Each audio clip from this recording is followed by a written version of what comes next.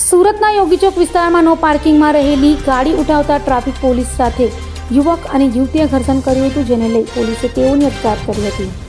સુરતના યોગી ચોકમાં યોગીનગર પાસે આવેલા તિરુપતિ શાક માર્કેટ પાસે નો પાર્કિંગમાં રહેલી ગાડી ઉઠાવતા ટ્રાફિક પોલીસ સાથે યુવતીએ એક યુવકનું ઘર્ષણ સર્જાયું હતું.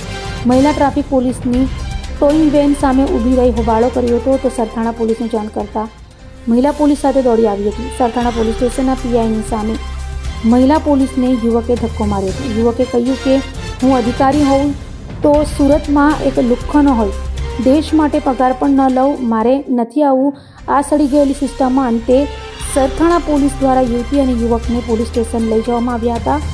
સરથાણા પોલીસ દ્વારા તેઓની સામે અટકાયતી પગલાં લઈને કાર્યવાહી હાથ ધરી હતી. તો યુવક અને યુવતીએ માફીનામું લખી બીજી વાર ફરજ રૂકાવટ ન કરવા અને બીજી વાર ભૂલ ન કરવાની બાંહેધરી આપી હતી.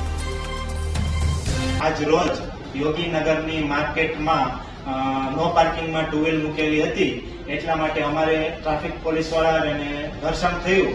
તો અમે એ ભૂલ હવે લોકોના ઉશ્કેરવાથી અમે કરી હતી, તો હવે આજ પછી નહીં કરી અને લોકોને પણ કહીએ છીએ કે આવી ભૂલ કોઈ કરતા નહીં અને તમારું જીવન જીવો ચાલે. અભય થઈને નિષ્પક્ષતાથી નિરપેક્ષ રીતે વાસ્તવિકતાનો અરીસો રૂપી સચોટ માહિતી લાવતો સત્યની સાથે અભય ટાઈમ્સ.